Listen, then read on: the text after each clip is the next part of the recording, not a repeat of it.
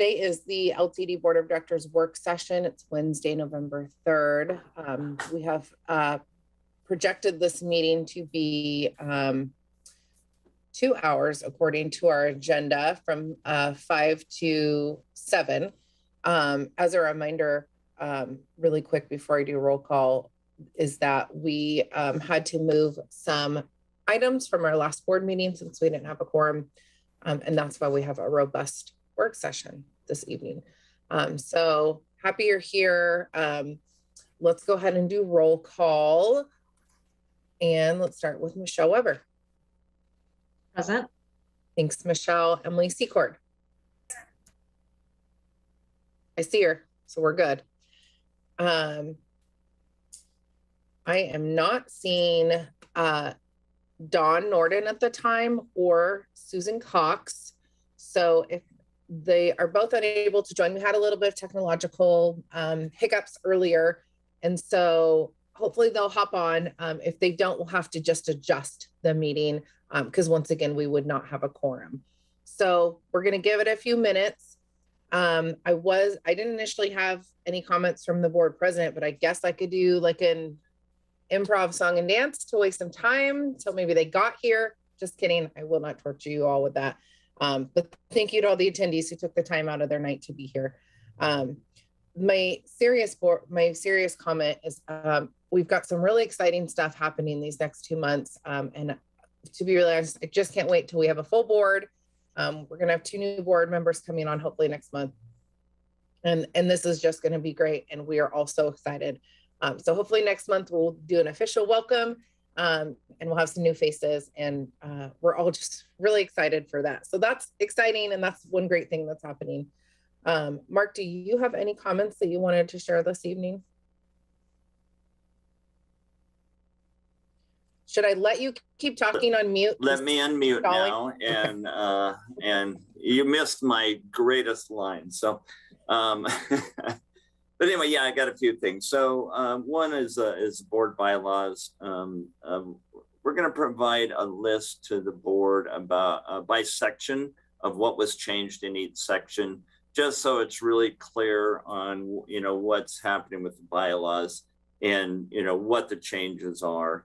Most of the changes are formatting changes and just updating some language. There's no things of real substance that changes any authority of the board or anything in the changes of the bylaws. And you all received a letter from some former board members voicing some concerns about that. And the bottom line is this is routine work for the staff. I mean, we update bylaws and policies on a regular basis. So there's a couple of things about that. One is there's no urgency to this. I mean, it's just routine work. So, we figured it was a good time to get it done. If the board prefers not to address the bylaws at this time, I would bring it up at the next meeting for when you're looking at changes to the agenda. And if a board member wants to make a motion to pull it from the agenda and visit it at a later time, that's perfectly fine. And so we'll leave it at that. It'll be on the agenda for next time. If the board wants to pull it, they can do it at that time, and we can revisit it at a later date. So nothing urgent there. It just seemed like a good time to update it. So and then I also want the December 1st board retreat. Remind everybody on that, 12 to 5. We will be discussing some other things were in the letter from the board members as well. And hopefully we can get a path forward on that discussion.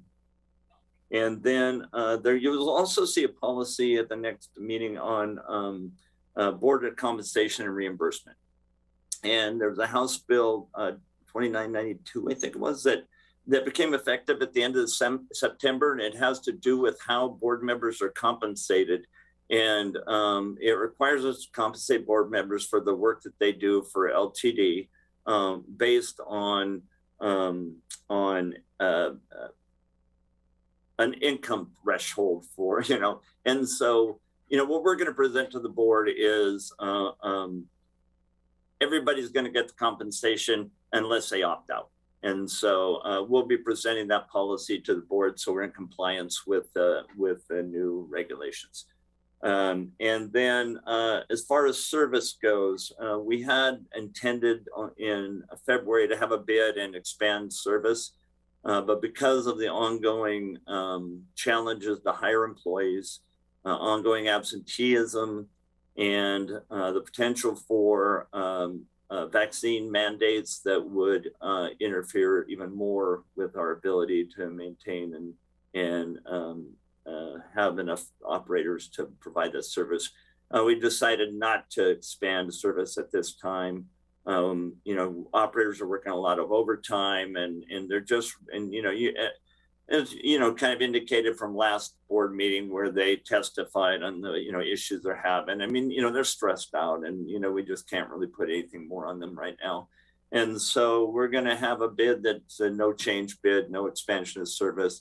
And, you know, we will revisit it again late next spring. So just wanted to make the board aware of that. So thanks.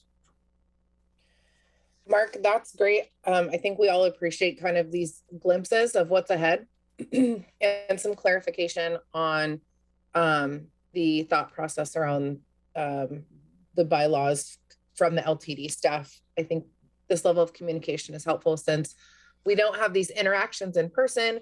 Typically, this might be something that we would have been able to talk about prior to a board meeting, but this is the only time we get to see each other. So thank you for just kind of filling everyone in there, and also that look ahead.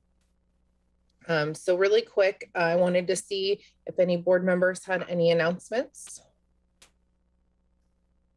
I just had a question. I wondered if we had any updates on the public safety side of things, just because that was interesting from the last October meeting. Have we been able to hire or any updates there? No, we're still in the hiring process. I think we hired one more recently, but it's a process to hire public safety. But we are doing things with supervisors to respond. We're trying to get more mobile patrols out, so they have more ability to respond in a wider area. And so we are taking steps that will help for the short term. So. Any other announcements? And I know I just want to make for the record, Susan Cox has joined, so we now have a quorum. And I do not have any additions to the agenda. We actually do have a fairly full agenda this evening. So let's go ahead and move forward to the consent calendar. Before I ask for a motion, is there any discussion on any of the items? Okay, I'm not seeing any. Things were pretty well laid out in the packet. Okay, I will see if anyone has a motion to approve the consent calendar.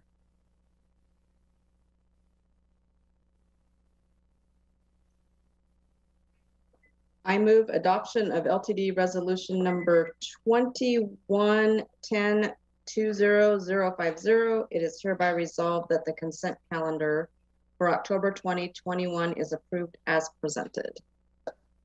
Second that. Thank you, Michelle.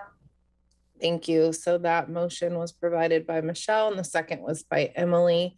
So I'm going to do a roll call vote. Let's start with Michelle. Yes. And Emily. Yes. And Susan. Yes. And I also vote aye, so that passes unanimously.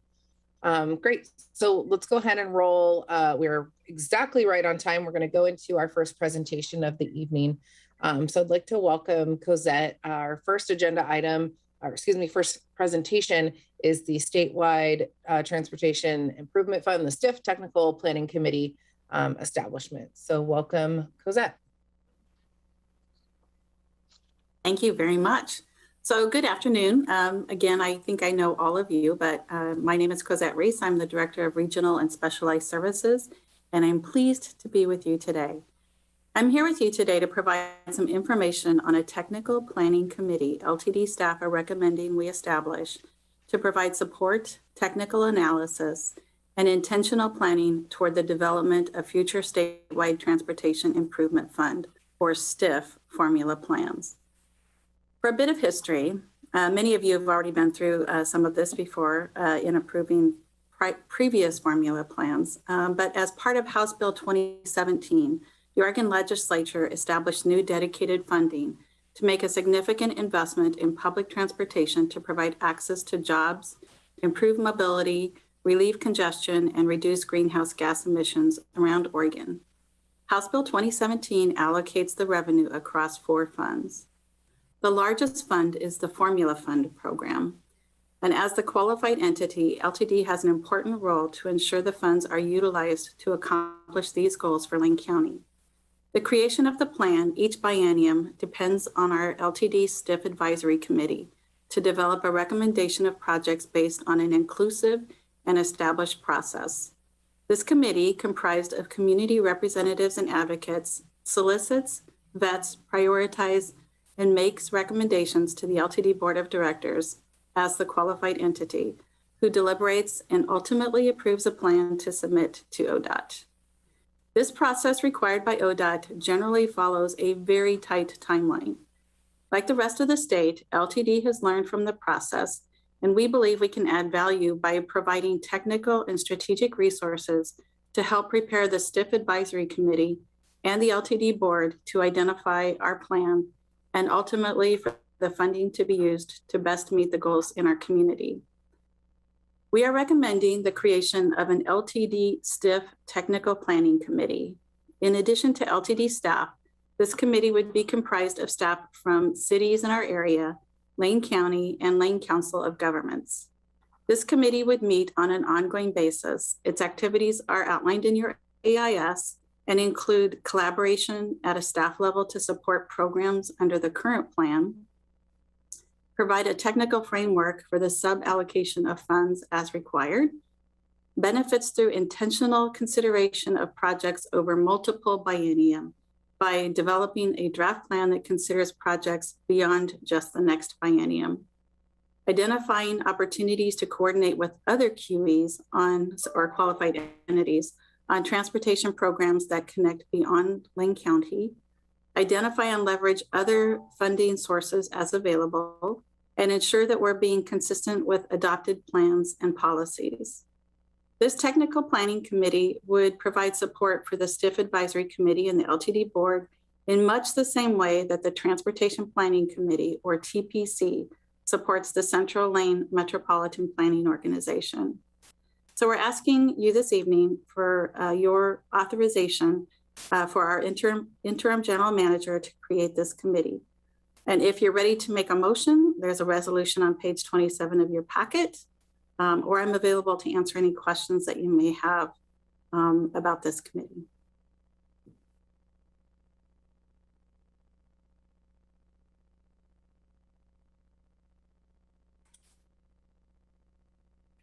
It's pretty straightforward, but please feel free to ask any questions.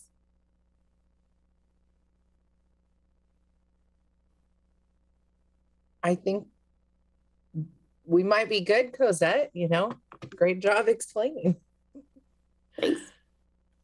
Okay, so once again, this was moved from the board meeting since we didn't have a quorum. So if there's no questions or no discussion, then anyone can make a motion. I just have a brief question. Does this replace a previous committee, or is this in addition to? I just wanted to make sure. No, this is in addition to. So our current STIF Advisory Committee is made up of community members and advocates, and this would provide a staff level review as well as supporting on an ongoing basis the programs that are funded through the STIF program. And if we find that there's enough overlap, is it possible that we maybe merge these two at some point in the future? I just want to kind of understand like what the workload might kind of increase or compact depending on what's going on. I'm just curious. Sure, that's a great question. So the STIF Advisory Committee, the membership on that committee is, there's requirements for membership on that committee, and staff are not part of that requirement. So the staff committee would be really to support the work that the STIF Advisory Committee does and the LTD Board does, really through technical support. So again, making sure that we're being consistent with plans. Again, making sure that we're applying the lens of the agencies that can support the programs. And really, a couple of things that are fairly new, I think, for us would be giving us time to looking at programs potentially outside of the Lane County area. So the intention of these funds, and it's been used in other locations successfully, where they've used these funds to actually create connections and access within our area, but also beyond our area. So working with the other qualified entities, and that takes a bit more time than we typically have in our regular preparation for the grant. So just one example. I have a question. Will there have to be additional staff added to do this, or will this fall under what people are already doing? So thank you for asking that. LTD has had some conversation with Lane Council of Government. They will be providing assistance for us in terms of overall kind of administrative support. So we don't anticipate that this will require additional staff resources. So when you say support, is that administrative, as in a person coming over to help, or? So that would be from LCOG, and we actually already engage with LCOG in supporting the STIF advisory committee. Okay. So they would be helping us to schedule the meetings, to notify, do the public notification of those meetings, to do the recordings of those meetings, help send out agendas, schedule meeting locations, and those type of support. I think it sounds like a good idea. I'm just a bit concerned that everybody is so stretched right now. I mean, that's part of what we've been talking about in terms of just capacity. So I guess that's the concern I would have, that within everything that's happening now, the infrastructure and so on, is this a bite that's bigger than our head, or it all falls well into what we can accomplish? Thank you for that question.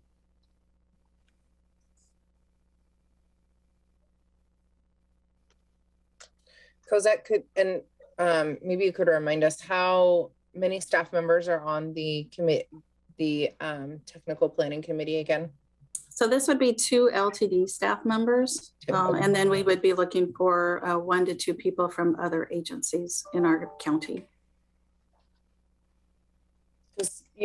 I just want to follow up with what Susan said. I think that's a good point. Is this in alignment with what folks are already doing, and not an added stress or duty or obligation, I guess I would say. Well, speaking as one of the people who will probably be one of the LTD staff on that committee, I would say actually it's well within my workload. So, great. Thank you. Thanks. And it sounds like it's going to be like a proactive and maybe a little bit more of a research project. So it might be, some of the stuff that you're already doing, but maybe a more formal structure around it is, I think, what I heard, Cosette. So it sounds great. I just want to make sure we're supporting you well. I appreciate that. Michelle, did you have anything you wanted to ask? Okay. So feel free to keep asking questions. These are great questions. If you are getting to a point where you feel good, feel free to also make a motion.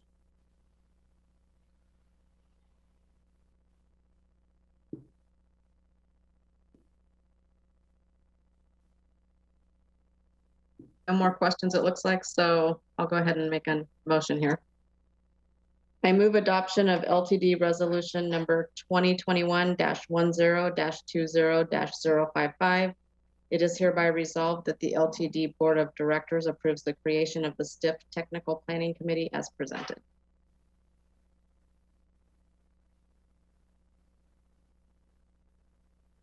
Is there a second? Sorry, I'll second it. Thanks, Susan. All right, perfect. Thanks for making that motion, Michelle, and Susan for providing the second. Let's just do a quick vote. So Susan Cox. Aye. And Emily Secord. Okay, and Michelle? Aye. And I also vote aye, so that passes unanimously.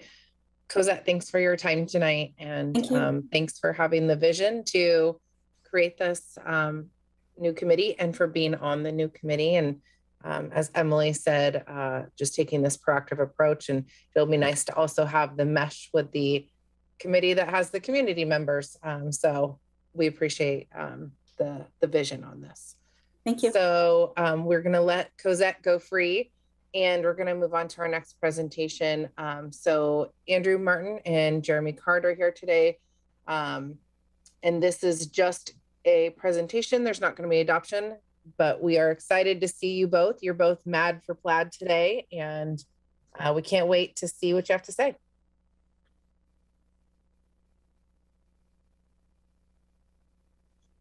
I think Tom should be over here too. Tom was going to help kick us off. He's got a little bit to say as a preamble, as Tom often does, providing some really good context. There he is. Good evening. So, yeah, I'm going to kick things off, and I don't know, do we have the presentation up so the board can follow along?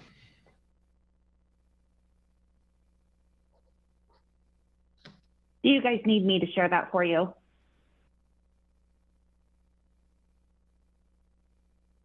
I will say yes. Give me just one moment. I'll pull that up.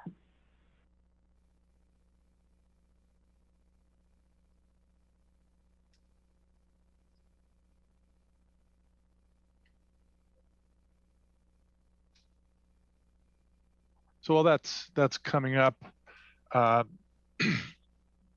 you can move to the next slide. I was just going to give some overall context, and some of you are familiar with this, but I'm going to go over it. As you may have heard, the state of Oregon has really strong land use planning goals. And as a result, those of us who do planning with the agencies that do land use planning also at least consider the goals that they're required to hold. And the number one goal is a goal to develop a citizen involvement program that ensures the opportunity for citizens to be involved in all phases of the planning process. And so that goal has been in place for several decades and has driven a lot of the public involvement that you see, in particular from Eugene, Springfield, Lane County, but also, to be consistent with what they do, we are looking at that. And in addition, you may have heard reference to the International Association of Public Participation, or IAP2, and that the mission of that organization is to advance and extend the practice of public participation through professional development, certification, standards of practice, core values, advocacy, and key initiatives with strategic partners around the world. And we have sent several staff people through the training in the IAP2 framework. And as a result of that experience, and as we've looked into it, we are going to be using the IAP2 framework as a foundation for the development of our public engagement plans moving forward. And tonight you're going to hear, so we're going to give you an overview of that framework. And then Andrew's going to provide an overview of the public participation plan for the mobility management strategy. And next slide. All right, can everybody hear me okay? All right, so as Tom explained, the IAP2 is the International Association for Public Participation. It's a professional organization for public participation professionals. They've developed a set of core values and ethics that guide professionals through the public participation process. They also provide exercises and a library of techniques that are appropriate for different levels of public engagement. As Tom mentioned, IAP2 also puts on trainings, which several of us on staff have been through. And this training provided us with basic foundations on how to engage with the public and the techniques that can be used during that engagement. Next slide, please. So IAP2 has a spectrum of public involvement. It guides the decision-making bodies to determine what level of public participation is going to be used for a given project or process. These levels are inform, consult, involve, collaborate, and empower, and we'll go into more detail on these levels on the following slides. Each level has a specific goal for public participation, and each one has a promise to the public. It makes it clear how you're going to engage the public and what you are going to do with their feedback. As you move to the right along the matrix, the level of public participation, or the level of impact that the public has on the decision, increases. Each project or process can have multiple levels of participation depending on where you are in that planning process. You may inform the public at the start of a project, and then consult, involve, go back to inform, and you may move back and forth along the matrix in a given project. And Andrew's going to talk to them about that some more later. Moving higher on the level of engagement does not mean more meetings or more flyers or talking to more people.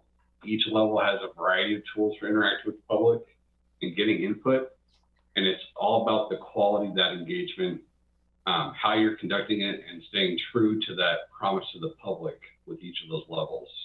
It's important to remember that the higher the level of engagement, the more decision-making power you're giving to the public. Next slide, please. Inform is the first level of participation. The goal is to provide information to the public to help them understand the problem or project at hand. The promise to the public is that we will keep you informed. IAP2 believes that providing information is the foundation for public participation. And some of the examples from LTD on when we do the informed level of engagement are things like sending out snow and ice communication. It's a very technical thing. We decide where the buses go, how we can operate them safely. The public doesn't have a lot of input to give on that, so it's an informed level. Next slide. Consult is the next level of engagement on the matrix. The goal is to get public feedback on alternatives and decisions. The promise of the public is that you will keep them informed, listen to their feedback, and you will let them know how that feedback impacted a decision. Public feedback isn't necessarily directly reflected in the decision, but is used in kind of a general sense. You get a feel for what the public feels about a certain aspect of the plan or alternative. Examples of this at LTD would be feedback on the CIP or Community Investment Plan, or when we did annual route reviews, talking about service changes with the public. We would put that information out and listen to feedback from folks to get a feel for if we were making the right decisions. Next slide. Next level is involve. The goal of involve is to work directly with the public to ensure ideas and concerns are considered. The promise to the public is that we will ensure that your ideas and concerns are directly reflected in the alternatives and tell you how your feedback was impacted, how your feedback impacted the decision. During the involved level, participants are actively involved in decision-making processes.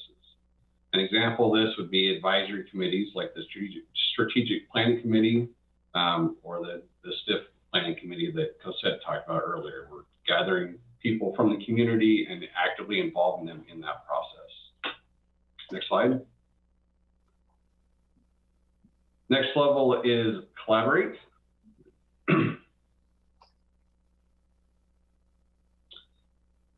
The goal of the collaborate level is to partner with public in developing alternatives and determining solutions.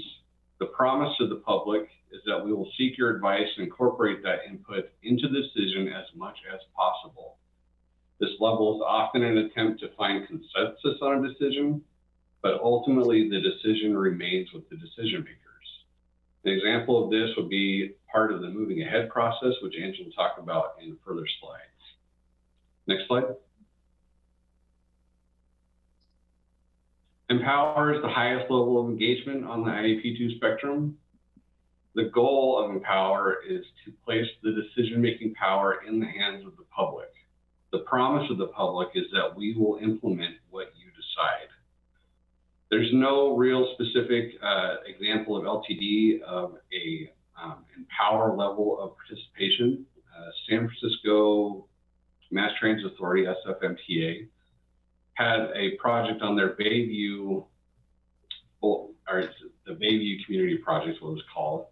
and they had a participatory budgeting process where they had a set amount of funding that they could go for. And they actually allowed the public to determine which projects would get funded and in what order. So they actually did a vote, they cast ballots, and they took that information and actually implemented what that vote was. Now Andrew's going to go through some of the different levels of participation that we've used during the moving ahead process. Thanks. Next slide, please. So we thought it would be great to kind of take this from the abstract level and make it a little bit more real with a process I think you're more familiar with. In this case, we want to talk about moving ahead. And this is a really good example because we've done a lot of different types of public participation exercises with really different goals since we started the project back in 2015.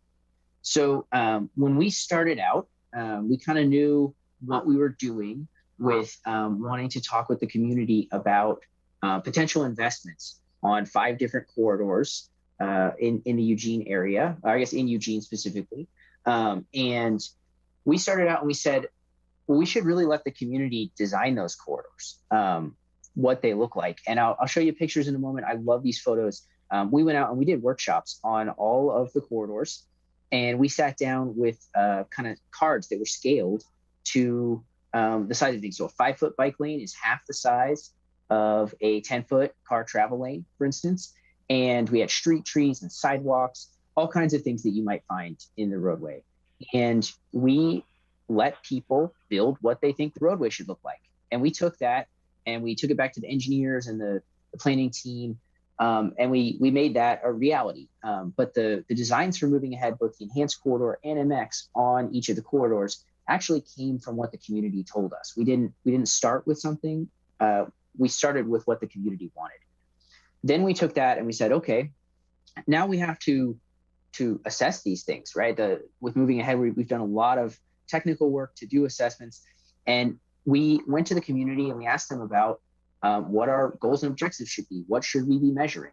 And it was at a lower level. We started with some things that we thought, but we let the community put up stickers on boards and things to try and gauge their interest in different topics that we knew we had to address. In 2017 and 2018, that's when staff were kind of back in the office doing a lot more technical work, but we were still out in the community doing a lot of information sharing. So not necessarily about the outcome of our analysis, but really just about the project. We were attending community meetings. We were tabling at events where people might run into us, like Sunday Streets, Party in the Parks, events that the city puts on, and really just trying to reach as many people as we could and make them aware that the project was happening, and that later in the project that they would have opportunities for input, and we wanted them to stay involved. So it was really just about communicating out what was happening. Back in 2018, we published our alternatives analysis in the fall and started a process that required us to do actually a couple of involved type activities where we developed investment packages based on priorities that people expressed.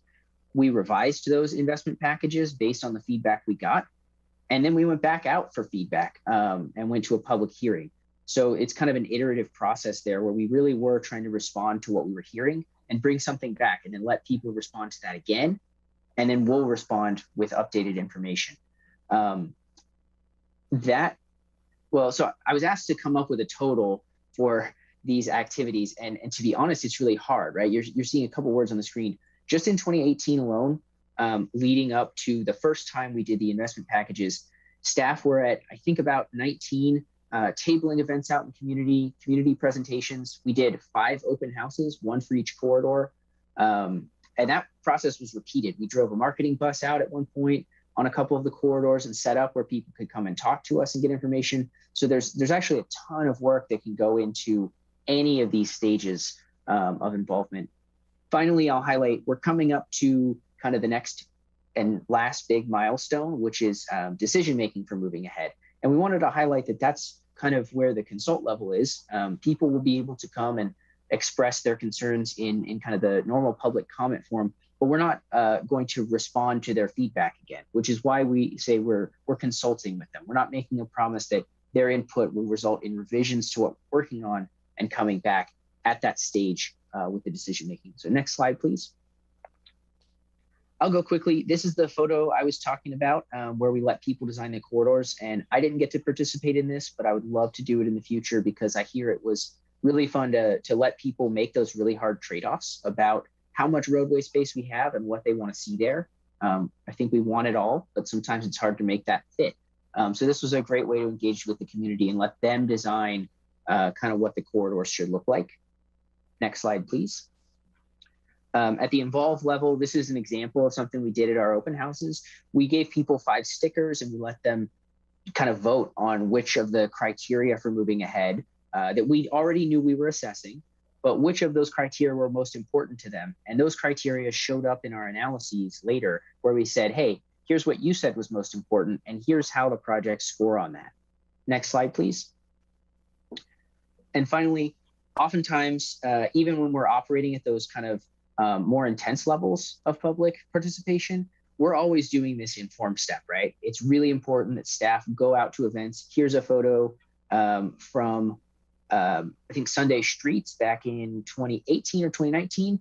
And we do lots of those things, just setting up and making the community aware of what's going on. Oftentimes, we just provide information, and there isn't really a big question we're asking them, but it is really important that we invest staff time in just making people aware of what LTD is doing and how they can be involved later. Next slide, please. So with that, we just wanted to kind of share how we're approaching public participation, particularly after we've been doing this IAP2 training and really clarifying, I think, how we can talk about it. These are things we've always done, but for me, the framework has really provided, I think, the language to better describe what our expectations and our goals are around public participation. So with that, we'd love to answer any questions you have, or yeah, I'll end there. Thank you.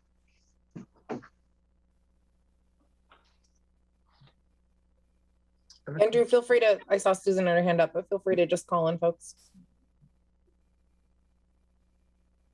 Sure, go ahead, Susan. Andrew, thank you. That was really helpful. One of the questions I have, it sounds like a lot of the engagement was pre-COVID. Is that correct? It is. How has COVID, the pandemic, how has that changed any of this? I mean, it seems like the world has shifted and a lot of thinking and so on. Is there any effort going to be made to see if everything is as planned, or do there need to be adjustments? I think, I'm not sure if you mean about a specific project. I think in general with public participation, we've had to get really creative. Not just LTD, everyone has had to get really creative because the community's expectations around doing this haven't changed. And our responsibility to the community to take their input and use that hasn't changed. I think it's just required a lot of agencies to get creative. We have, I think, spent a lot of time talking about that. It can be hard, right? I mean, some of these things, if I can't go to a community event that normally has 50 or 60 people, it can be challenging to get the information out. There have been a lot of really good tools that agencies have developed or purchased, which allow you to do a lot of these things online. We've always done online open houses for people who can't make it to a 5:30 at night meeting. But I think that those tools have gotten better. And I really hope that even when we go back to in-person meetings, we can learn from this and kind of keep the really good things about doing this work during COVID and also do the other really good things that we're missing out on right now. So actually it has continued then during COVID? To a limited extent. LTD kind of paused a lot of our activities like this. Moving ahead, for instance, we kind of paused it for a year because we knew that we needed to engage with the public in some different ways. And we wanted to allow the community to respond to COVID. So we said, hey, we can pause that. But I don't think that all agencies have taken the same approach. And I think that at some point, right, we have to learn and adapt to the environment that we're in. So that's really, I think, on a project by project basis, whether or not we should engage in that type of thing. I will give credit to Lane County and their bicycle master plan. That's a project that's been going on I think, exclusively during COVID times. And they have done a really good job with their online efforts. They've kind of managed the project all the way through. I want to say that there's another online open house soon or going on now. And they found that they got what they consider to be quality engagement through online only. But it is certainly a challenge. And I'll talk about the mobility management strategy. We might try to do a few in-person things if we can do them safely, just because we recognize not everyone has access to technology or certain types of technology. I guess what I'm asking, for example, there's has been a pause for a year, for example, on moving ahead. So is the assumption that what everyone wanted before, the priorities and so on, that those are unchanged? With moving ahead specifically, I would say that the basis for the project, kind of the reasons why we're doing it, and the way that we've engaged the public, I'm confident that nothing has changed, right? It's really based on our plans, our policies, and our goals. And it's really long-term. And also, whatever we decide with moving ahead, there's going to be more feedback. There's going to be more community engagement. It's part of a much longer process. So I'm very confident that the work we've done with moving ahead is sufficient to move forward with what we're doing now, or will be doing in the coming months. I think that we would want to address that on a project by project basis, though, if that makes sense. But with moving ahead, as the project manager, I'm very confident that what we've done is appropriate. And I'm happy to expand on that, particularly if you want in a more moving ahead focused meeting, or if the board wants to continue that now, but I could take up a whole meeting with that. Thank you.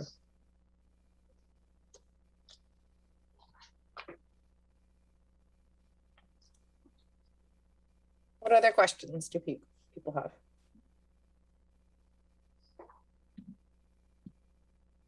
Oh, sorry. When Tom, when you were talking earlier about just the whole philosophy and the engagement of the IAP2, and you said that a number of staff had had the opportunity to be involved and engaged. I'm curious, is that only senior level staff, or are there mid-level staff and just kind of throughout the organization that also have a chance to participate? Sure. No, I mean, the training is a practical one. And so we had all levels of staff going through it. Yeah. And I would say in particular, what I guess I would characterize as mid-level staff, those that are actually managing the projects, like Andrew and Jeremy, and some of the marketing staff, like I said, that actually are out there doing the engagement. And so, yeah, I mean, it's like I said, it's very practical training. And I don't think we're through sending people through it either. It's a very good training, and this is just the first round. Good, thank you.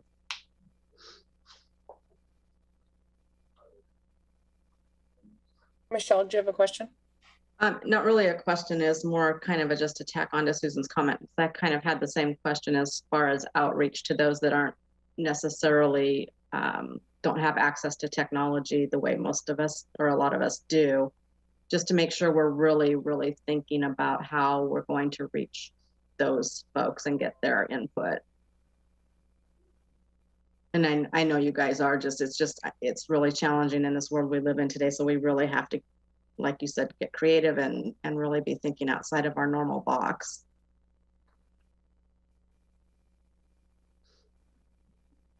Yeah, I guess I'm curious about that too. Andrew, it sounds like you guys have a little bit of a partnership with the marketing department on some of this feedback, and maybe that's something that you can elaborate on more. Maybe we could send some marketing folks to these kinds of trainings if that would be at all relevant.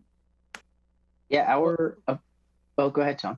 I was just saying, to be clear, marketing staff went through this training at the same time as the planning staff did. So we actually paired it so that marketing and planning staff would attend the same trainings together, so that we could kind of have our two lenses at the same time and engage. The trainings are with people from other agencies, so we were able to engage with a variety of different types of practitioners from around the country. Awesome. Thank you guys. Good information.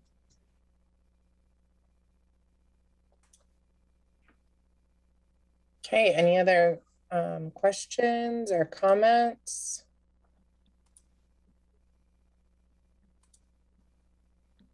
Okay. And is this where we are doing the adoption for the public involvement plan? No, Tom's saying no. I actually was going to keep going. I've got another presentation. Okay. I'll keep it short because I've been talking for a long time. So I'll quickly, I just wanted to, I think, get into the mobility management strategy. I do not think that we're formally adopting it. I'll leave that to Mark and Camille to kind of wordsmith. But we are looking for feedback and input on what we're doing.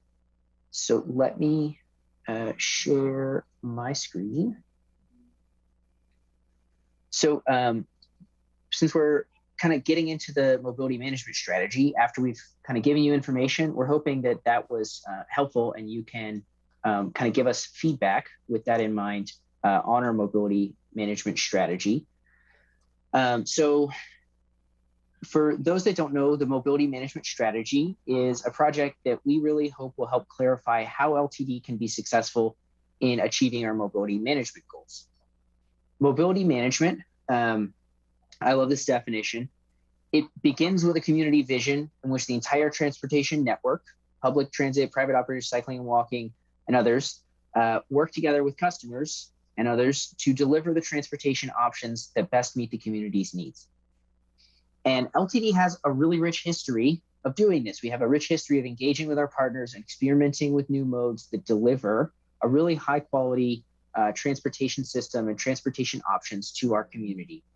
So in this context, we're seeking to clarify what role LTD is strong at playing in our partnerships and how we might assess new modes of transportation kind of within the context of our current operations. The strategy will consist of deliverables, including a guide for running pilots, which is something we've been experimenting with in the last few years, a better understanding of the roles that we can play in partnerships, and most importantly, a framework that helps us to make decisions when we're faced with choices about whether or not a specific project will benefit the community and LTD as an organization. Once we develop that framework, we want to implement it. And to do this, we're going to seek feedback from the public with questions around what transportation barriers and what types of services might, what types of barriers they face and what types of services might fill those gaps. We'll also be working with our municipal partners and other local stakeholders to determine to understand how they see LTD filling some of these roles and what they hope LTD can achieve. So as a reminder, I know we just went through it, but each level of the IAP2 spectrum is appropriate for different types of projects and even different phases within those projects.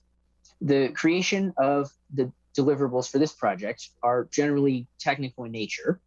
For instance, LTD's cost structure and our regulatory environment are not subject to change with input from the public. They just kind of are what they are. There might be ways to change them, but not through public input. Furthermore, we're not proposing to change any one service as a result of this project. Any service changes or proposals would be addressed through other projects and other plans. The mobility management strategy is about understanding what roles we can play and how we can be successful in those roles. Therefore, the impact on the public is fairly low as a result of this project. However, we do seek, when we seek to implement the framework and develop some potential projects LTD could begin to look at in the near future, there is a lot of room for the public to weigh in. We believe our community members know where they face barriers and what kinds of services might help them the most. So when we're seeking to utilize the framework, we will seek input from our community. And this has led our team to proposing public participation in 2 phases. In the first phase, we believe it's appropriate to inform the community about the project and what we're working on. As I mentioned, much of the background research and the development of the framework is inherently technical. The nature of that part of the project means that there's not really room for the public to influence the outcome. And given that, it's appropriate to provide information so the public is aware of the project. Our goal, as it's up here on the slide, is to provide the public with objective information to assist them with understanding the problem, alternatives, opportunities, and process. However, the second phase of the project does have space for public input.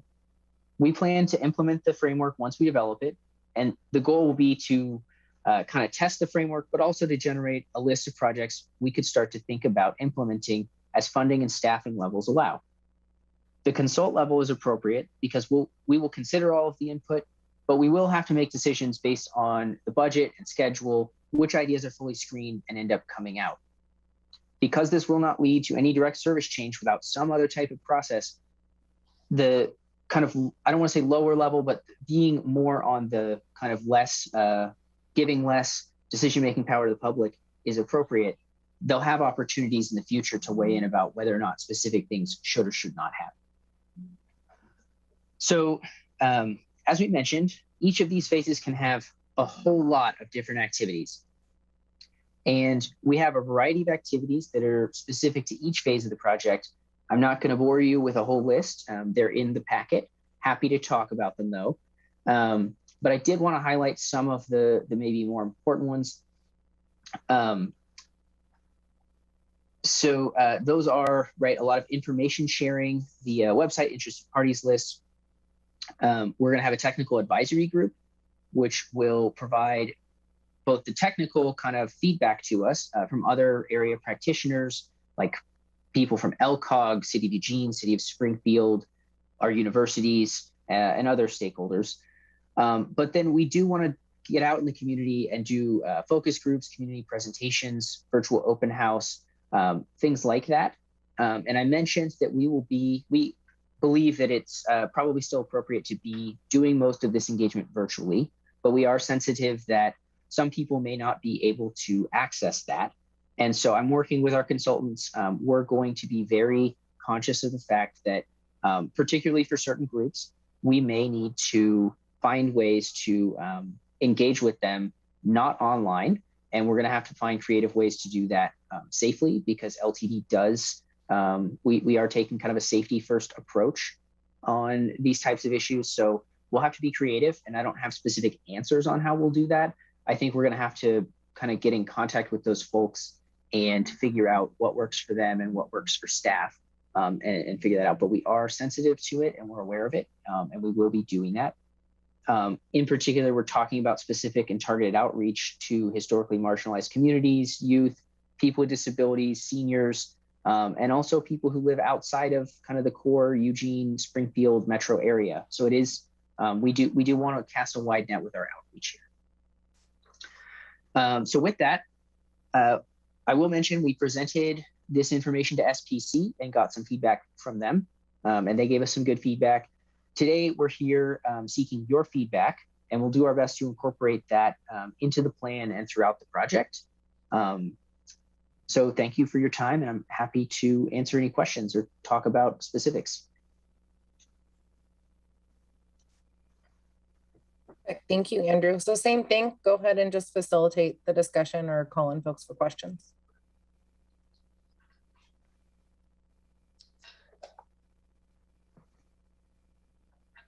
Andrew? Yes, Susan. When this is helpful, and it's sort of still learning about how all of these different projects and entities are going to fit in and work with each other. But I mean, I really think that the community engagement is so critical to be able to actually have the support moving forward for something to be successful. So when you talked about the advisory group, I'm very supportive of that idea. Do you know yet how those people will be identified and selected and how representative they'll be? Sure. The advisory group is intended to be technical in nature. So they represent people from mostly municipal agencies, but also the University of Oregon, Lane Community College, and some of the maybe potential partners like Cascadia Mobility, people who have expertise in either delivering these modes or in transportation or in kind of their communities. So we reached out. I've actually already started reaching out to groups because we know it's important to work with them regardless of kind of what feedback we get. We know that we need to work with our community, like LCOG, Eugene, Springfield. So we've already reached out. We've identified staff. We talked with their kind of managerial level staff, and we said, hey, who on your team is best to play a role here. And I should mention, we also have participation from ODOT. We really tried to get kind of a wide variety of views at different levels with that technical committee. Are there any non-technical people? Just because I think sometimes a perspective that's really helpful is from someone who doesn't know the jargon or the language or isn't an expert, and they actually can give some pretty good insights. That is a great question. Our technical advisory committee is I mean, we named them that, right? We're looking to them for, I think, a type of feedback that we're not looking for from the public, in the sense that we want to leverage their expertise. When we absolutely want to talk to the folks you're talking about. And that's why we have focus groups and stakeholder interviews. So we're trying to do it, I think, in like a multi-leveled approach, right? We have our technical experts, we have people that are stakeholders in the community. And by that, I mean, they perhaps represent an organization that might, we're using them as a proxy for, maybe they represent a group, for instance, a group that we feel like we need to talk to, right? Like people with disabilities, for instance. We also want to do focus groups where we're not just talking with kind of the heads of an organization who works with those people. We want to talk to those people. So we're proposing to do, I got to get my notes out here, but several focus groups where we'll be talking with maybe more regular people. So it's a multi-layered approach. Yeah, I mean, I think that people who are representing or part of associations or groups that represent, I think that's important. But I think there's a whole lot of people who fall outside of that, who are just plain folks, but they're using the services and they have something to say. So I'm just encouraging that voice be heard as well. Absolutely. Andrew, I did want to acknowledge that Dawn joined really quick. So welcome, Dawn. And I'm not sure how much of the presentation you caught, but we're just, if you had a chance to read the packet, we're on our final agenda item from Andrew for the mobility management strategy, public involvement plan. Feel free to ask questions. Go ahead, Emily, sorry. No problem. Hi, Dawn. Andrew, I am really excited about this. So thanks for sharing this information. On page 55 of 64 in the packet, you've got a list of what's included, just some examples on the left-hand side. And I just wondered, how are we going to prioritize those? Is it going to be funding? Is it going to be community feedback, a combination of the two? Is there anything that we should expect to see kind of rolling out more quickly than something else, just to kind of tee us up for what's coming up next, potentially? That is a great question. I don't have my packet open. Give me oh, that's okay. I'll give you, it's just like the little chart that says like what is included in MMS, and it's like connected and autonomous vehicles, trip planning services, things like that. So just kind of. Yeah, I think that they're all in. The goal, I'm looking at it now. The goal of that piece of it is even this document, right? I view this as part of us doing our information sharing, right? If anyone sees this, our goal with that specific table was to start to build expectations with the public about what we might be talking about. And some of those are all things that I think we're going to have they'll be in the conversation, but we also want to be really clear what we're not talking about. And I think a big part of the information sharing and building the community support that I heard before is helping people to understand what we're not talking about. And that's changing people's service. And, we're not talking about changing fixed route service, and we're not making decisions about any projects that might move forward. We're just saying these things could work. They're technically feasible. They make sense for LTD. They provide benefits to the community. And we'll have to have conversations later about whether any of those things actually happen. Got it. So this is just what's in the wheelhouse potentially for discussion, not necessarily things that are happening in any particular order or timeline or at all potentially.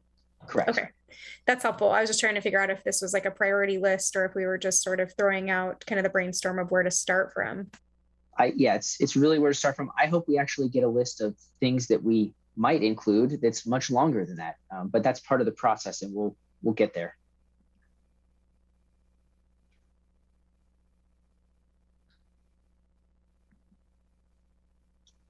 Susan or Michelle?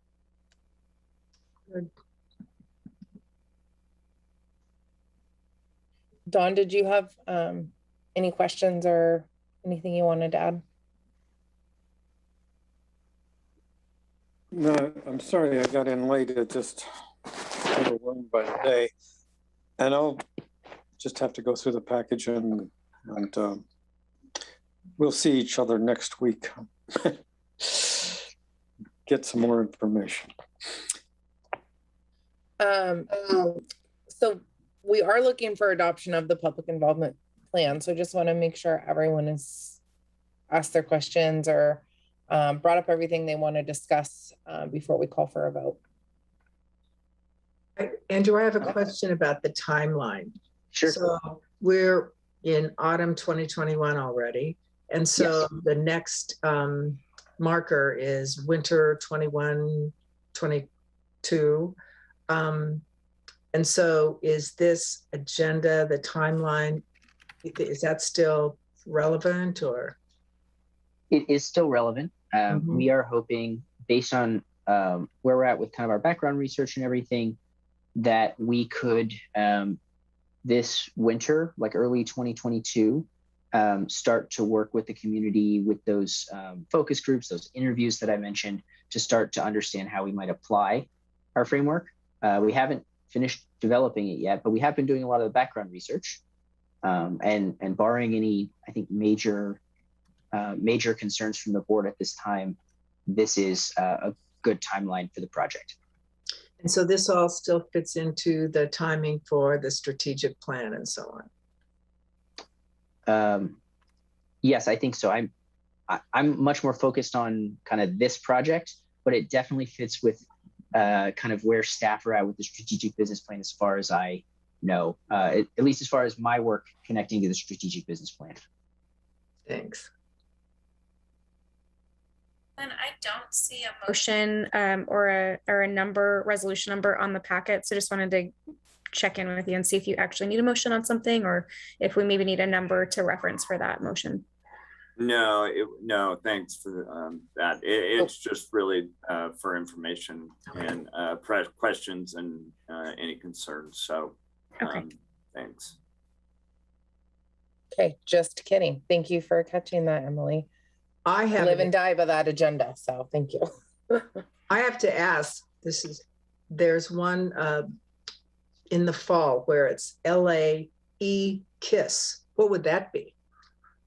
La E-KISS is a Spanish language, I think it's, some people call it like a radio. My understanding is it's kind of like a Facebook Live thing. I'm not sure. It's a media, it's a Spanish language media outlet. And we want to go on there, and I got to find someone. We have someone who's going to help translate me talking, because I don't speak Spanish very well. But we want to get the word out on this project to people who speak Spanish, not just people who read English well. So right, be doing that. And are you reaching out to, I have to ask, the API community, or is it only Spanish speaking? We definitely want to reach out to all communities, including the API community. I do not believe we have any activities planned in kind of any translation kind of like live activities planned for other groups. But the Spanish speaking language group is the kind of the second largest in Lane County, because we have to do a lot of reporting on that type of thing. So we want to make sure our materials are in Spanish.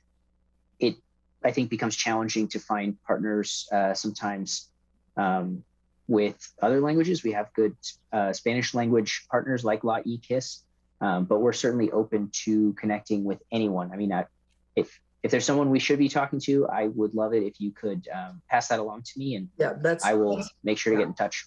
I'd like to talk with you about that for sure. Thank you. Absolutely. Perfect. Well, we are right on time. It is 6:05, and we're going to move on to our last agenda item. But big thank you to Andrew and Jeremy and Tom. We appreciate you all being here this evening for the presentation. And my apologies about the adoption. So thanks for clearing that up, everyone. Thanks for that. So we're right on time. good job. Thanks for doing what we're doing tonight, Board of Directors. So now we're going to move on to the general manager recruitment process. And I see Mark and Aaron. So welcome. We're excited that you're here, and kick us off. Super. Well, I'll get us started, and then I will pull my my teammates into the conversation. First of all, good to see everyone. Thank you for the opportunity to continue to work with you.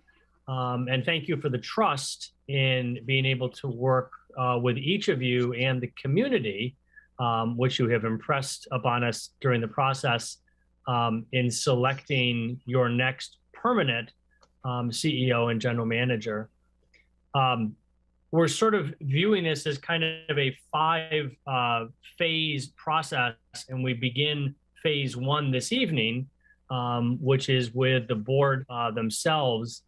And as we begin that, I thought maybe just take a minute here, and I'll turn to each of my 2 colleagues for a quick intro of their backgrounds, and then we'll lay out the process, and then I'll turn you over to Aaron and Mike. So Aaron, if you want to give a quick intro. I know the board had the opportunity to meet you for 2 minutes and 27 seconds before your audio blew out the last time, and then I'll let you turn it to Mike. Very good. Good evening, everybody. Aaron Bingaman, Managing Principal of Transpro, and also will be facilitating this process as really the senior recruiter. So getting hands-on in driving the recruitment, collaborating with you all, and have been really driving the development of our recruitment practice over the last couple of years. Really excited to add the talents of Mike Setzer. I'll let Mike introduce himself and talk about his role on the opportunity. Thanks, Aaron. Hi, Mike Setzer is my name. Recently joined Transpro, recently retired after about 40 years in various general manager and CEO roles. I'll be a major contact for you in this project, and looking forward to it very much. I've known Mark for a long time, and Aaron, I think, for an even longer time, and I'm delighted to be working with these guys. Super, thanks, Mike. And to give you a little bit of context, Mike has been CEO in a number of communities: Nassau County and Long Island, Cincinnati, Minneapolis, Cincinnati.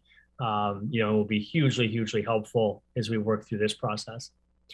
So as I suggested, we think there's 5 pieces to this. So part 1 starts this evening, and it's really hearing from the board as you think about the characteristics and the competencies of your next CEO. What is it you'll be thinking about? Aaron's going to put a question in front of you to really think deeply. Are you looking for someone to build a great transit agency, or are you looking for someone to build a great organization? Those are different skill sets, different characteristics that you think about in selecting that CEO. Phase 2 will be to actively engage the community. So after the board weighs in this evening, really pulling different stakeholder voices to play, including your employees, bringing the workforce's voice to bear in thinking about the core characteristics and competencies of your next CEO. The third phase will take advantage of that learning in the second component, and we want to take full advantage of your board retreat on December 1st.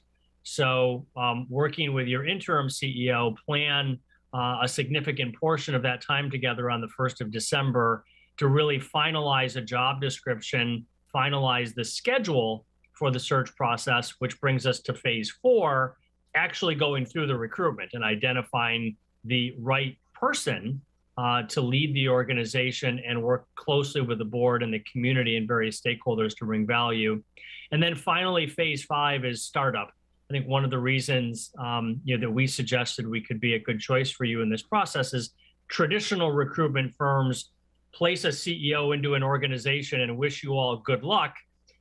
We have the ability to actually work with both your CEO and the board to ensure that that next CEO is going to be successful. We do far more than simply place a CEO and wish you all well. We want to make sure it's actually going to work. So with that, setting the stage, Aaron, why don't I throw to you and we can begin to put some questions in front of the board. Thanks, Mark. And now that you've done my entire presentation, I'll take questions. No, I'm kidding. Thank you for that. And Mark is correct. We're going to do a little bit of work here for our kickoff. We've been through welcome and introductions. Just wanted to confirm our team and then get into our overview and approach. And so at the same time, we'll talk a little bit about our process. We want to hear from you tonight and get ourselves started strong and started well. An overview at the end, how we're thinking about the schedule at this time, but test and confirm that with you. And again, to be finalized at the retreat here at the first of the month. So just again, our project team, we are supported by the wonderful Amanda Skeen as well, project analyst that I think you've all had the opportunity to work with. So at a high level, not going to go through every one of these boxes. I think Mark summarized them really well, but it's an intentional, pragmatic, step-by-step process to make sure we're understanding what success looks like and getting very clear around those priorities of the agency, which we have a solid understanding with, thanks to our work, collaborating with you on the strategic business plan, but getting in tonight to some of those core competencies, and then taking some time to tailor the right recruitment strategy for you. So we have lots of things that we will do that are consistent, but based on what we learn from you and from our community and from the employees and how we frame the job description, that will influence the places we look and the people we reach out to and curate a long-term partner for you. And then we'll go through that process. Within these agency priorities, and we're gonna dive right in here real quick. Part of why we spend so much time on getting this right is that sometimes you can start to guess at what we think the right candidate might be for you, and we don't want to bring you the wrong people. We know that your time is valuable. We know that this transition is really important. You're very fortunate to have great interim leadership in place. Not every agency has that opportunity. So we want to make sure we really get the key input right. Before we get to asking you some questions, wanted to share a suggestion for how we're thinking about community engagement throughout this process. We'd like to collaborate with the staff and put together a community survey and really try and gather diverse perspectives focused on just a few questions. Here's 4 questions maybe to get us started, and would love your thinking on maybe how we tweak or refine these questions. But cultivating a list in partnership with what you know from your outreach and partners, your traditional stakeholders, and beyond. But what is, from the community's perspective, the most essential quality for LTD's next general manager? What does our community see as the primary challenge? And we ask that question, then if the community sees that challenge, that can inform then the skills, experiences, competencies we're looking at in addressing that community-informed challenge. Asking that question, what does success look like for the next general manager? And asking the 4th and final question, what does the community think from their perspective the primary focus of the next general manager might be? We'll pause here and think about this strategy of, putting out an email survey, and we would want to do this to be able to collect the input, synthesize it, and give you some analysis of what we learned from this survey experience. What are your thoughts on these 4 questions? Is there maybe a tweak or refinement or a suggestion on a different question we might ask to start to drill out feedback from the survey? And that's, there's some comfort maybe in the anonymity. I think we'll get a really solid, honest, authentic feedback from our partners by doing an outreach this way. Thoughts, comments on these questions? These look great, and I'd love to hear what the board members think. I'm kind of chuckling as I'm thinking about the different pockets and demographics of folks filling these out, because there's some strong opinions. And so I think this will be a good avenue for people to express what they want to express. But I would say I'm always a big fan When I'm in a meeting, before I leave the meeting, I always say, what did I miss? And so I think adding on a question that's always, is there anything else we should know? Or is there anything else that you want to add? Having those open-ended questions is a good forum for folks. Even maybe they might want to say, LTD is the best. I love this, this, and this, and that's good to share. Or they might say, I have these other issues with LTD that have nothing to do with the general manager. But if you're reaching these really deep pockets within the community, or these really influential community leaders with this, let's make sure that we're really getting all the information. So that's just my suggestion, is just like throwing on that little, is there anything else you want to add? Yeah, that's great. Really smart. Curious to other feedback? Hear what Michelle or Susan or Emily or Dawn think. So the first question about essential quality, I mean, I would probably have a list of qualities. So what exactly, or what kind of are we trying to drive at with that one? Yeah, I mean, my reaction to that, and encourage Mike or Mark to weigh in, but that, is it about experience, transit experience? Is it about organizational leadership and development? Is it about some other undefined community need that is emerging or on people's minds related specifically to the role LTD plays in the community's mobility? I think it's just kind of to and I like the suggestion, right? We could tee them with a broad sense of that. Some thoughts on that, and maybe as we talk, I'm going to ask you some questions here in a little bit about values. Perhaps it's related to those values that the board has defined here in this discussion, and create a write-in column as well. Mike or Mark, anything you want to add to that? Well, yeah, I think these, the purpose of these questions is to allow the board to kind of consult with the community at large. So if your list of essential qualities may be different from what comes from the community, and that provides you the chance to think about whether we want to add something to that, or whether we want to change what we think are the essential qualities. So these are really meant to be open-ended, so that you get a pretty good variety of responses from the public. Okay, so just to make sure I'm understanding, so you would take all of those responses, then pull them together and kind of build maybe a broader list of what those qualities, and not just one, but what does the list look like? Yeah, we'd synthesize the answers that we get from the community and provide them to you in some form that's easy to work with, just as a way for you to inform your decision making. I could imagine, right? We would give you back a report that 20% of respondents said we need to have somebody that was really customer focused, and 30% of respondents would say somebody that's really great at communicating with the community. I could see those qualities unfolding that way, and a representation of the feedback presented that way as well. I think to Aaron's point on this, right, the critical part of you all as a board is we're going to pull together various stakeholders and their views on what you should think about.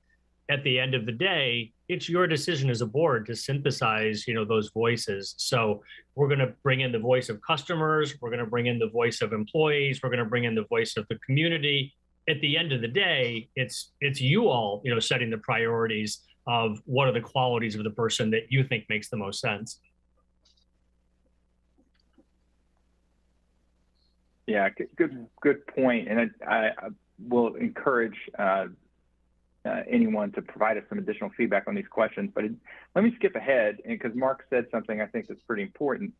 If I can advance here, we also want to do some listening sessions, right? So in addition to having this survey, we want to run some employee and community forums, do these virtually, and I think this reflects the spirit of the conversation the board has just had. The IAP2 and the organization's commitment to meaningful community and public engagement. So in addition to creating this survey tool and getting that input, we also want to have some dialogue. And so maybe from the employee perspective, obviously talking to our directors, having some engagement with employing groups, including the ATU, the Employee Council, Diversity Council, as well as the Leadership Council. And then similarly with our community engagement and trying to be broad and diverse in terms of how we create platforms for those conversations to happen. The Strategic Planning Committee, can we get a panel, if you will, of local mayors, commissioners, council members, and the entities, the other entities you see listed here are chambers of commerce, local advocacy committees. And I think, we want to be comprehensive, right? We want to be able to make sure that our community voice is being heard, but then after the first, also demonstrate back to the community, here's what we heard you say, and here's how we've incorporated that in our influence, and it's influencing the decisions we're making in identifying and hiring the right person for LTD long term. I guess as you think about these two options really focused on our community and employee engagement, how else can we, from your perspective, assure a collaborative process with key constituencies in hiring? Anything specifically come to mind that you want to make sure we consider over this next month and as we go on into the search process?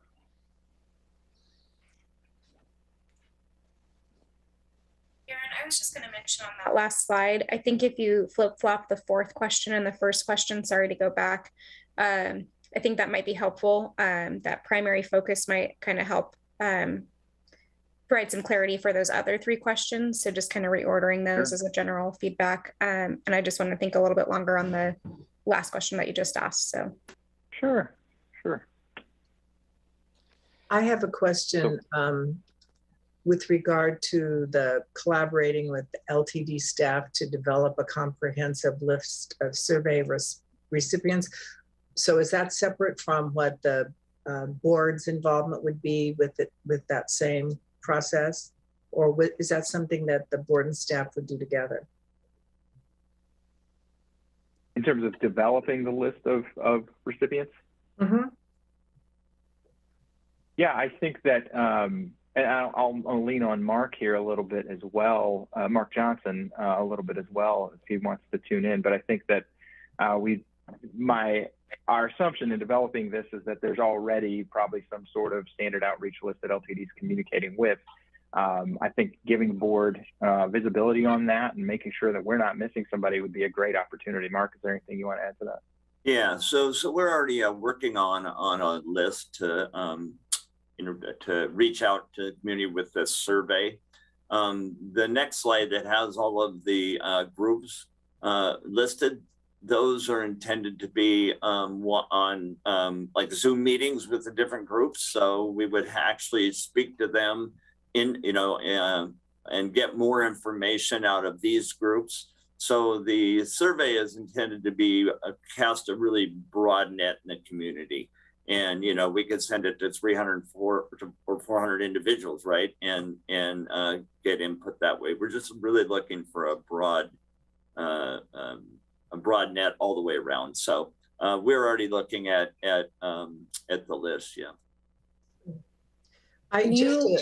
Go ahead, Susan. I have a process question. I see that this is slide 7 of 18. So can we talk a little bit about, just in terms of thinking ahead, what is it that we're going through so we are most efficient with, what you're asking and how we're supposed to respond tonight? Or are we just supposed to, I just want to make sure that I'm thinking properly about what's happening now, but also what's going to be, in the rest of your presentation for us. Yeah. And the rest of the presentation slides, maybe after slide 9, are really about the longer term process after the first. So this is about setting the stage to make sure that we're really doing our homework well to understand what employees and the community values in a future general manager, and building up towards a really productive retreat on the 1st, where we finalize that job description together. Obviously, we'll take the month of December to continue to tweak and refine based on that feedback. So we want to get to a place on December 1st where we've done a lot of engagement, solicited the feedback, and have given ourselves some time to assess and develop that so we can report back to you on the 1st, hey, here's what we heard. Now let's have a dialogue about how that informs how we frame the job description.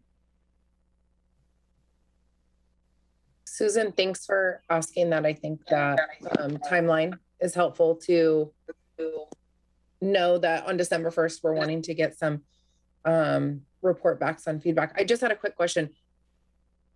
Is there a reason that higher ed is not on the community engagement list? I just, we have the U of O and LCC and Bushnell University. I just was kind of curious if that was a strategic move to not include higher ed. No, I think it's a great idea. And the purpose of presenting to you today is get your ideas on what else we need to, or other groups we need to include in that. Okay, great. Good catch. I guess I would, I guess maybe you're saying that advocacy groups, but I was also thinking maybe just other local NGOs that have a broad reach with different members of our community. Thinking like Cahoots and organizations that are, on the ground with different people. I guess I was a bit surprised to hear you say you're expecting that we'll get through identifying who all of these folks are, doing the survey, and being able to sort of capture all that and be able to present it by December 1st. Am I understanding that correctly? That's the goal. Again, it's assuming we were working from pre-existing lists. I thought we felt like we'd be able to make a pretty good stab at identifying who would get it. Because it's a short survey, right? We don't have a lot of tool development that we have to get into. So can we put this into the field quickly and really start driving our engagement forums over the next couple of weeks? We kind of want to take advantage of what's already on the calendar to be able to maximize that time. Do you have a sample of a survey that we can sort of review and look at to just understand what's been successful in other searches? Yes. That would be helpful. Okay. As I look at the list here of community engagement, I'm thinking of the COP21, I forget what number it is in Glasgow right now.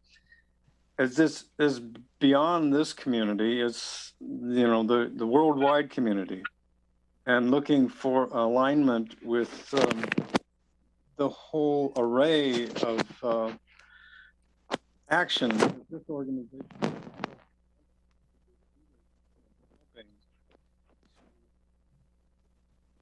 Don, your audio went out.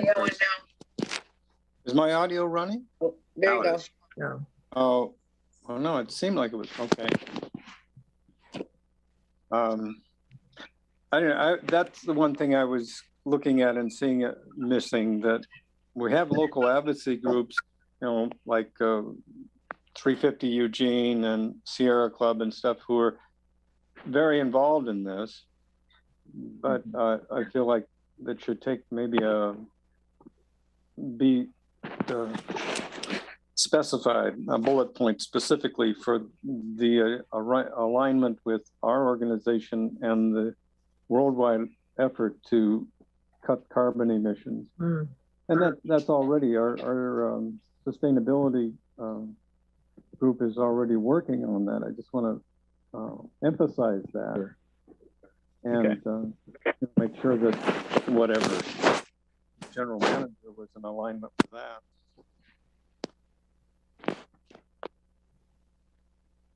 Okay, good suggestion. One group I think maybe to include in this is the clergy community.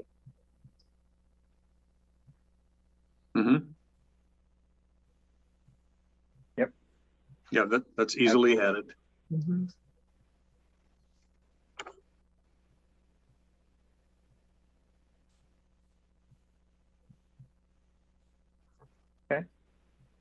Yeah, our purpose here is to give you, the board, a good sample of the views of others. So there's no reason to exclude anyone from this list.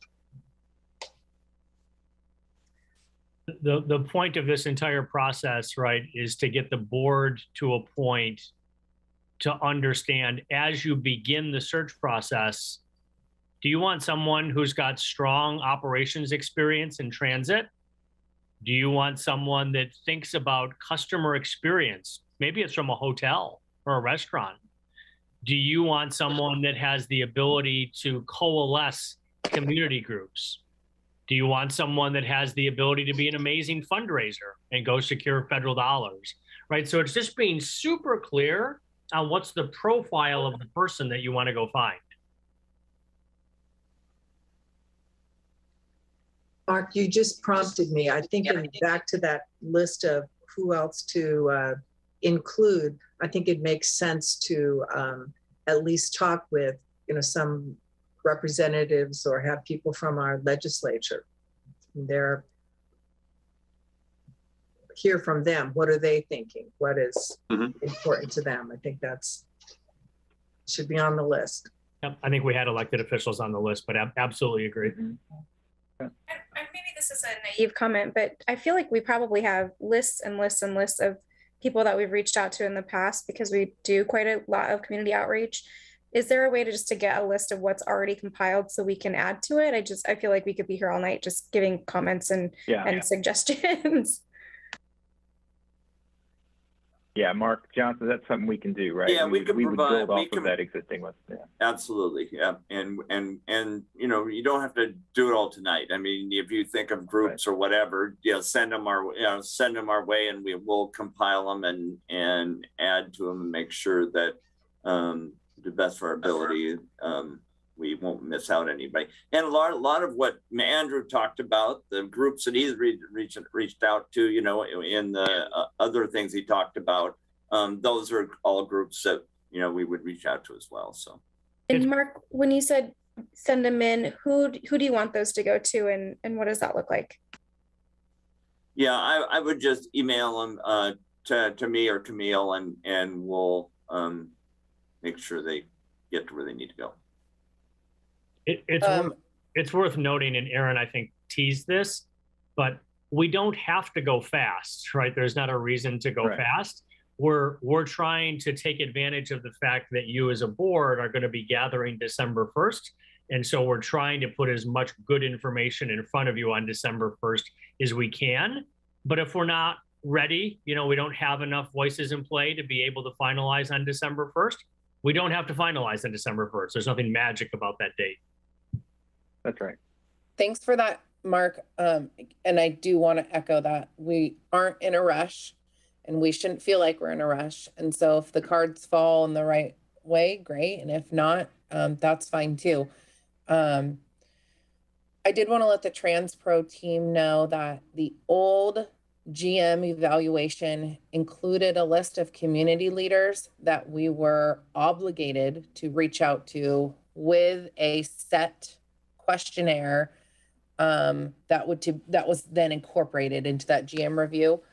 So that, just so you're aware, that's one of these lists we keep referring to, is those folks who are used to being solicited, their feedback specifically about the GM.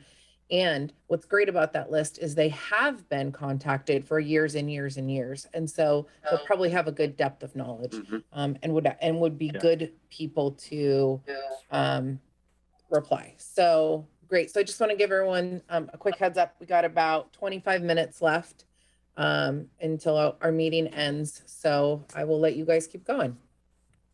I guess Mark, I appreciate your talking about your sort of reassuring that this isn't a hurried process. And I think this is a very big, important decision. This is a lot of information to reasonably and in a way that's to digest. So I think I'm anticipating that December 1st is early. I mean, then we've got a holiday in there, and I guess my thoughts are, I want to be able to think about this a little bit, what is important, and I mean, that's just my perspective, but. And I'll apologize for my own sense of urgency. So many times we come into a search relationship and the entity is, we got to fill this right now. And so there's always an expectation. There's often an expectation to move quickly. So my apologies for that. That's kind of my default setting when we get into this. So let's shift a little bit. Do want to be respectful of the time, but starting to think about some of the core competencies and compensation analysis. And again, just starting to use this to be able to frame whatever our next dialogue is about defining the job description. And there's going to be two parts in this step. One of the things we'll do is a compensation analysis. We do want to make sure that we help level set expectations for the board, particularly as we start to define, okay, what does a successful candidate look like, and the experiences that they have and the skills and the values that they represent, the qualities they deliver. Well, what does that mean in the context of the marketplace? What does that mean in the context of the industry? What does that mean in the context of our community in terms of a reasonable public salary? So we want to bring you some thinking around that. What we don't want to do is get downfield with a candidate that we all love and then realize we can't afford them. And that's, that is something that if we do that work today, we'll have well-defined parameters and expectations and be able to draw in the right person that wants to be with us long term. But let's go ahead and dive in here and start to think a little bit about some of those components of our job descriptors. These are some big questions. It's not expected to be light, but wanted to get the juices flowing, start to frame some things up, and I think be able to continue to dialogue and also be informed by the employee and community engagement that we'll be cultivating over the next several weeks. And so when I start here, when you think about values, and so to us, and Mark Ash can elaborate on this, but when we talk about values, we think about how does the person show up? How do they represent themselves? What are the values they reflect and believe and bring to the table in delivering and doing the job? And so when you think about that and you think about your role with LTD and the future of LTD with a new leader, what are the preferred values you are looking for in a successful general manager going forward?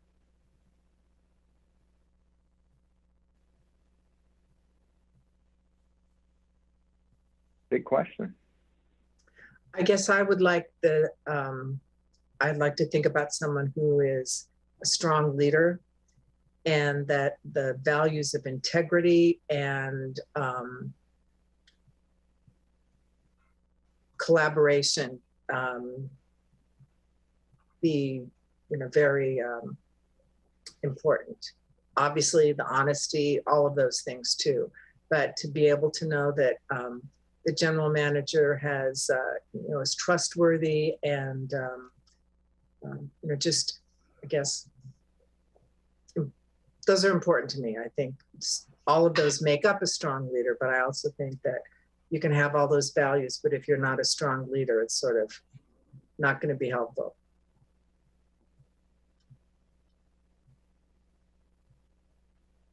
I'm going to change our screen for a minute while we're talking to each other. Others? Thoughts, reactions to Director Cox's thoughts?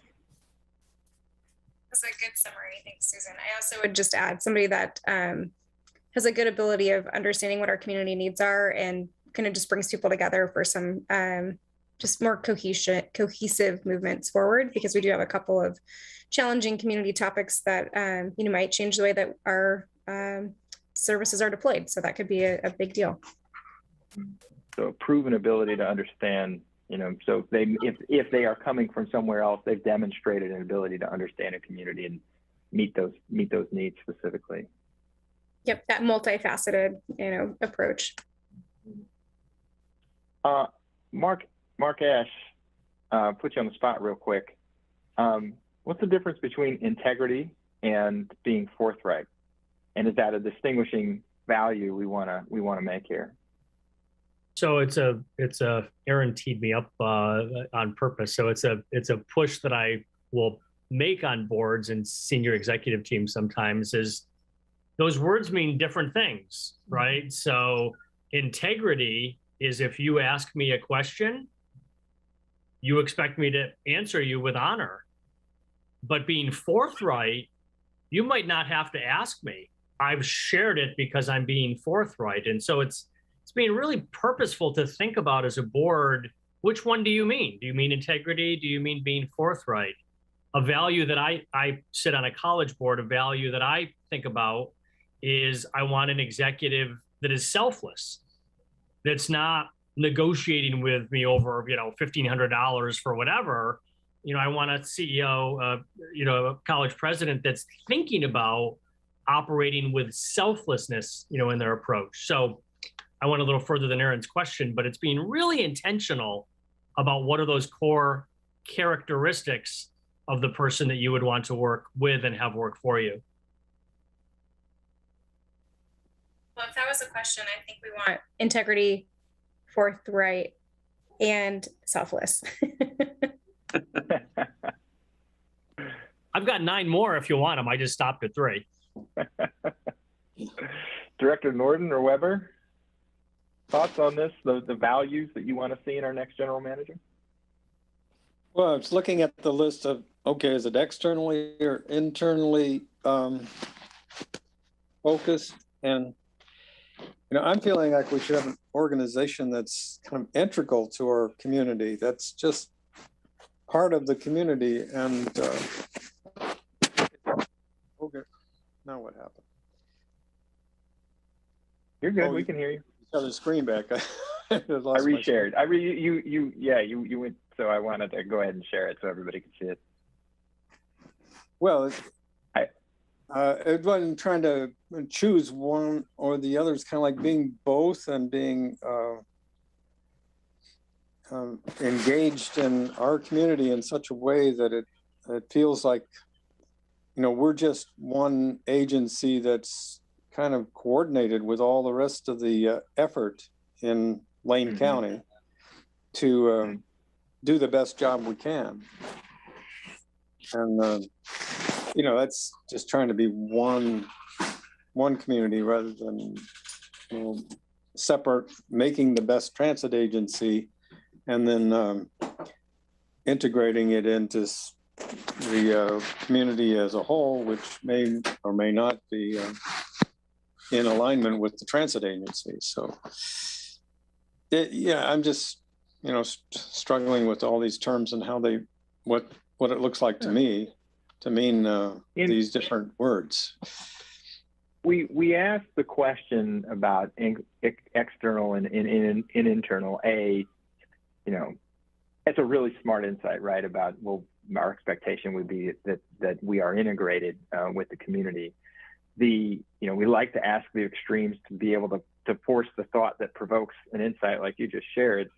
But this might influence, if you were to say, really internally focused, we might be looking for somebody that's a 3 to 5 year culture builder, because maybe, we have organizations that aren't necessarily healthy. We sometimes have organizations that are really strong, but they've not done a great job in building the relationships with the mayor, the council, the partners that they need in order to be successful in the community. So are they great at building those partnerships? And so we give you those extremes to kind of think, because that influences whether or not we get a small p politician or an operator, right? I mean, those are some of the distinctions that we see, particularly when you start to get to this level of executive, and if you're pulling somebody from the transit industry.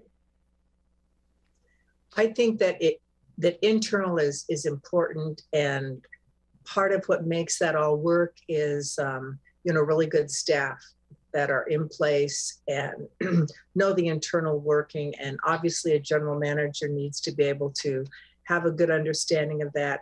But I think that the outward face is really important. I think this person needs to be someone that, if you were to ask people in the community, who is your general manager, they'll know who they are because they see them, they're engaged, they're and at many different levels. And so to me, that's really important. When you think about the fact that LTD is funded by taxpayer dollars, and so whatever people see in that general manager sort of, I think, is really important in trust and even if someone is not happy with something that LTD is doing, they feel like they are comfortable to be able to talk with that person and know it. So to me, I think actually the external is more important. We've got about 15 minutes left in the conversation. So I would just like to add my thoughts on the values section here. Sure. I think organizationally, communication is a huge, important piece. You can make or break an organization depending on how well the communication lines are flowing. And I would say that's internally and externally. I think it needs to be somebody who can have that communication that brings in, the staff, the board, the community. And I think that goes along with relationship building. I think we're kind of in a place right now where that's something we really could use some focus on. One of my preferred values is humility. I would like to have a leader that has a strong sense of humility and service.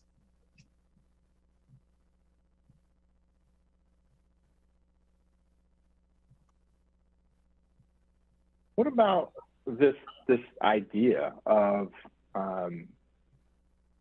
do we want somebody to build a great transit agency, or do we want to build a great organization?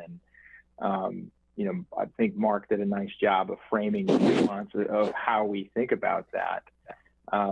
That also can tell us whether or not we're looking for somebody that's already in the transit agency, and or if we're really, really open to something different. And other agencies do this. So it wouldn't be uncommon for us to, for those that follow these things, the new head of the Denver airport used to run LA Metro, the transit system there, right? The person who ran Columbus, Ohio, before he retired, ran a local utility. So there are definitely examples where organizations made a choice about what they wanted in leadership. And so these are things for you to think about, and that it's not just tied to that. So I'm curious what your reaction to that question is about building a great organization or a great transit agency. Some historical context that might be good for the Trans Pro team is that when AJ was hired, the focus was external. And Mark Johnson, feel free, and Dawn to jump in here. And so there was this huge push to have her connect with community groups and just, be a presence that everyone knew. And she got very involved in the community. And that was interesting. And she would say, by her own words, what that did was unfortunately not connect her internally, right? And so there's got to be that balance. And she figured it out. But let's figure out where does the where does it slide on that spectrum? Like, where do we land, on one end or in the middle? So I want to just keep that in mind, because we definitely saw the repercussions of being too external focused. And I think, to your point, right, a CEO has to make choices of where they're going to invest their time.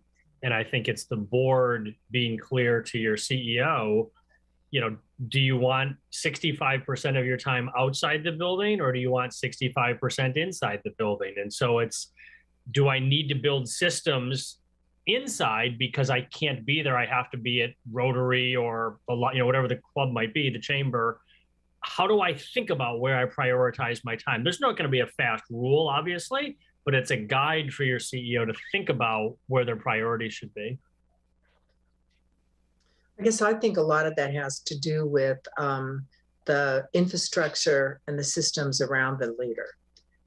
Does the general manager, is there a really strong operating officer or deputy? I mean, I think that's what's going to help to really make, the balance work. So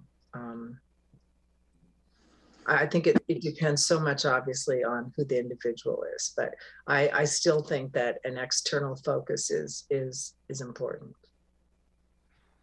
Not exclusively, but I think at this moment in our history, I think that's important. Can I put maybe a fine point on Aaron's question, which he's asked a couple of times, so I'm going to put a tighter point to it. Would we be open to someone who doesn't have transit experience? Yes. Who doesn't come from a transit agency? Yes. Yes. I see a lot of head nodding. I think we got to an answer there. Yeah. Yeah. Mm-hmm. I think just clearly answering Aaron's question, I apologize for the noise in the background, but I think we're looking for strong organizational leadership. I think we've got a really great planning team. I think we've got some really good infrastructure in place. And I think now it's more of just a tightening up effect, because I think some of the work has already been done by a lot of really good people that we have in our organization right now. Yeah, I would concur with Emily there. So I think, well, Mark Ash just went through this thing with our strategic business plan and got all of our staff involved in this, and it's been very cohesive. And I think we've got good staff right now. And I wouldn't want to have a new GM come in and shake things up. But that that's what you just said is a really important point, because Yes, I think that reflects we're looking for somebody that's mature. Mm-hmm. And what I mean by that is it takes intellectual and emotional maturity to come into an organization that already has some momentum and clarity, right? That's going to define for us that maybe the leader who wants to come in and get the clay wet and remold it again might not be our right fit, right? And it's nuanced. We'll kind of know it when we see it, when we start to evaluate candidates and bring them through interview process. But that's a way I interpret that, and will influence how I start to and our team starts to think about and evaluate candidates in this process. It's a really important point.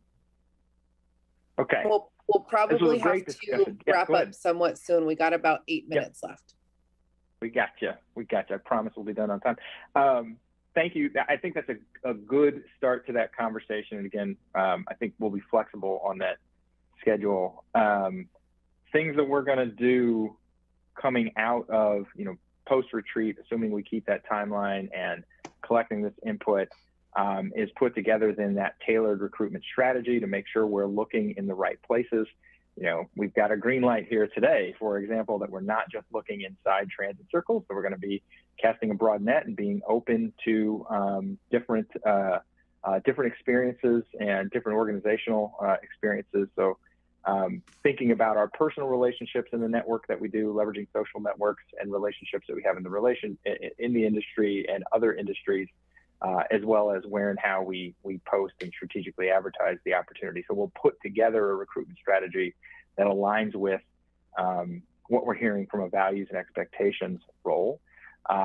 We'll do screening of candidates, and then we're gonna have a lot. I think we know that really LTD is a valued brand in the transit industry. So people who know transit will be really interested in this opportunity. Of course, the Pacific Northwest is a draw for folks in terms of quality of life perspective. So making sure that we're not just delivering folks that have applied that might be remotely qualified, but bringing you the right people through a step of screening that really respects your time and values your time and reflects those values we've identified.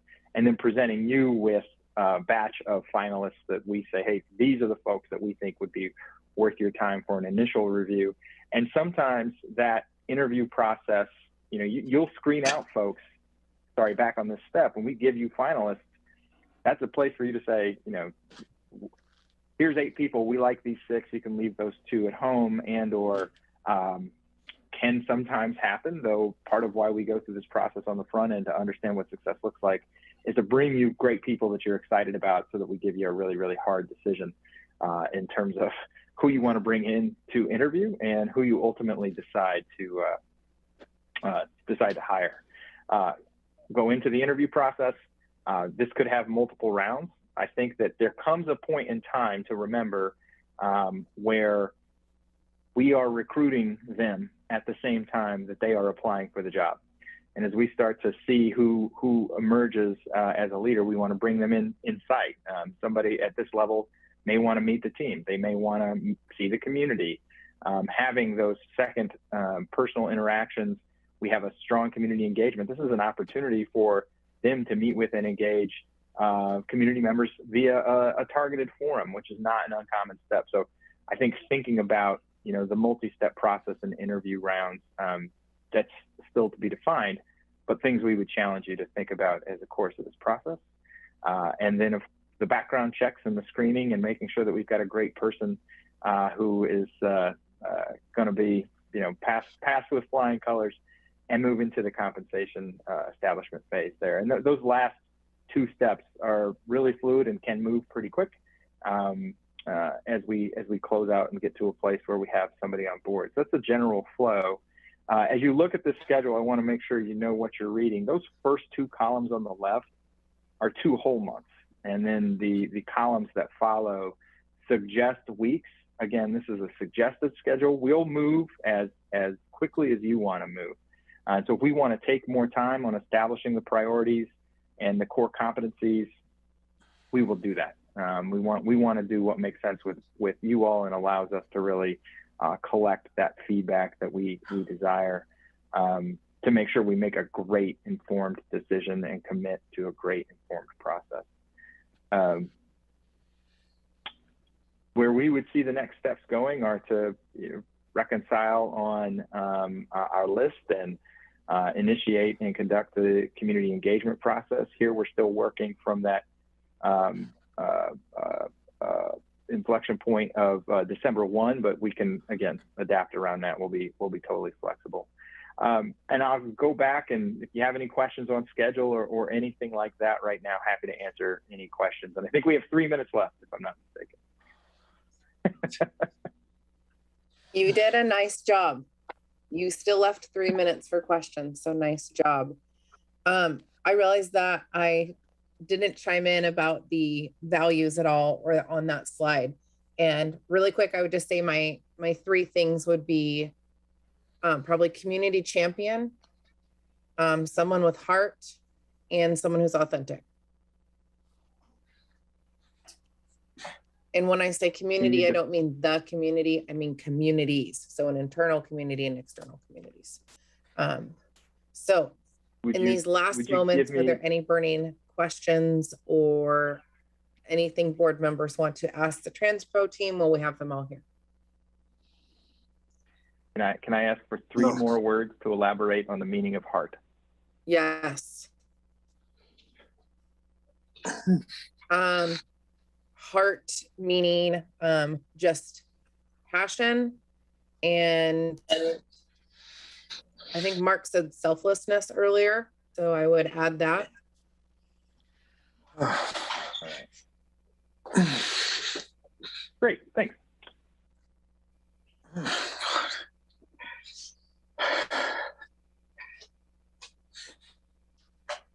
Dawn, if you want to go ahead and mute yourself, will we just see if anyone else has questions?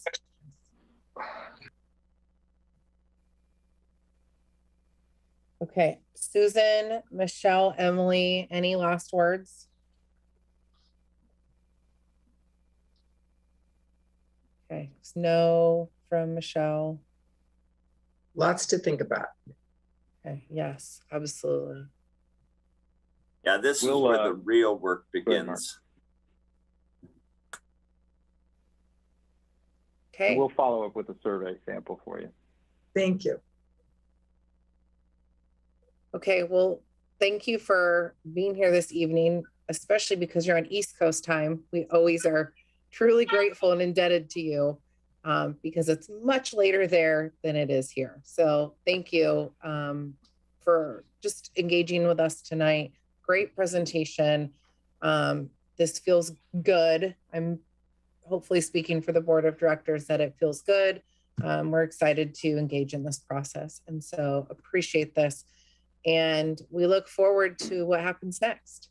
So with that, it is 7 o'clock on the dot. We did it, everyone. I'm going to go ahead and adjourn the meeting, and I will see all of your faces soon. Thank you. Have a good night. Night. Thanks, everybody. Thanks, everybody. Thanks.